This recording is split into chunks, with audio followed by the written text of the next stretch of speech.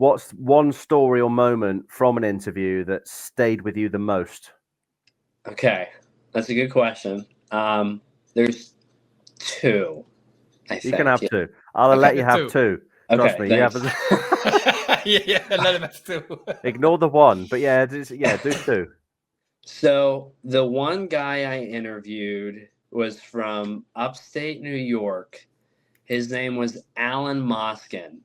He passed away about 2 years ago now, but he was one of the first guys I've interviewed. And the very first vets I interviewed, you know, any World War II vet is my hero, regardless where they were. But they didn't have like combat intense stories, if that makes sense. And I met this Alan guy, and he was such a nice guy. He was awesome, and he was in the 71st Infantry Division, 66th Infantry Regiment, I think. Don't hold me to that. I think that's what it was. And he was a late replacement, and his best buddy, his nickname was Wilsey. I remember that. They were, I forget where they were, but anyway, they were in this battle, and shells were falling all around them, and they were in this foxhole.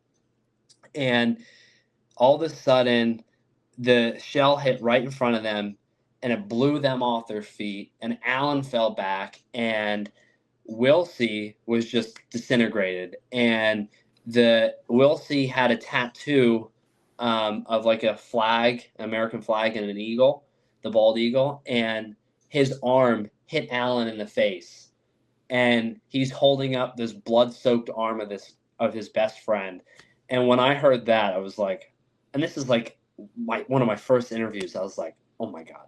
So that really stuck. I mean, what have I got myself into? Yeah.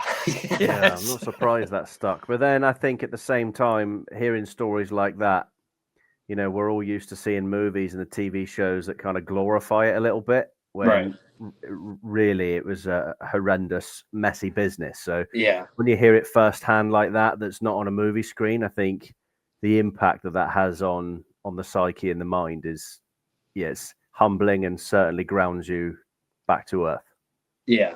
Oh yeah. And I don't, and the young guys like myself, combat stories are, not awesome, but they're really cool to hear. Like, it's just how we're wired. But I really like some of the funny stories that they tell with meeting women over there, or stuff like that. So yeah, boys be boys.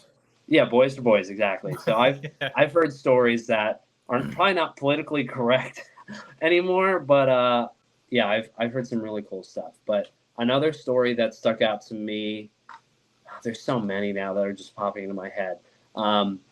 Okay, one other story. This guy's named Ray Parker. He's a 17th Airborne veteran. He's 100. He'll be 101 in January. He was also a prisoner of war. He was captured on January 4th, 1945. When I recorded him, he did an interview before, but this is like the first recording, I believe, of him.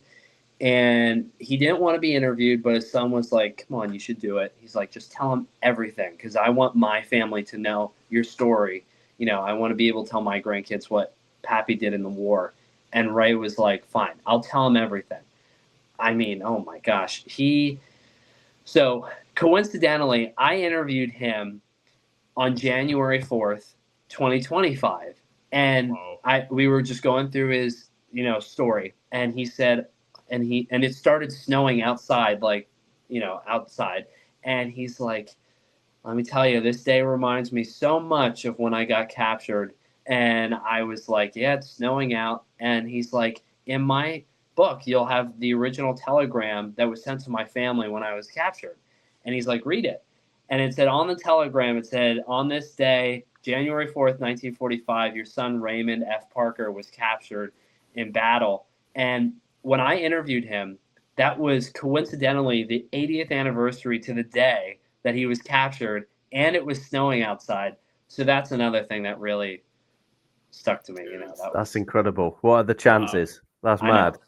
You're And that wasn't pre-planned, right? That was just the way the dice fell. I swear to God, it was not. Wow. Yeah. Dude, you're doing God's work, right? And he's showing to you like what work you're doing. Like it's amazing, man.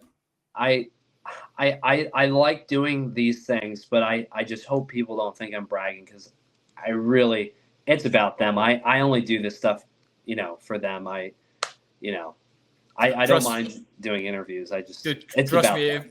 If I hear you speak, the last thing I am thinking about is you bragging. Like I want to know every story now, you know. So it's more that I'm feeling that I'm maybe annoying towards you or towards those veterans, right? On the getting those stories, but book your own battlefield tours on trailsofhistory.com.